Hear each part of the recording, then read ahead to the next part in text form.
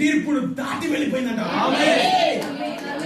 తీర్పును దాటి నోవా ఓడ వెళ్ళిపోయినాడు. ఈరోజు కూడా 7వ ముద్ర మొదలైనప్పుడు ఈ వధువు తీర్పును దాటి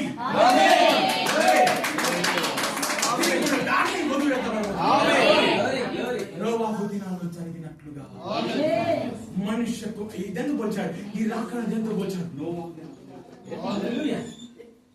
ఇది ప్రభు దినం, అది ప్రభు దినం.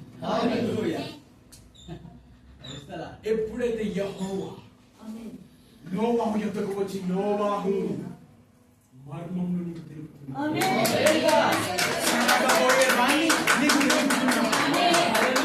అదే దేవుడు ప్రాప్తి రాలేదా? ప్రాప్తి రాలేదా?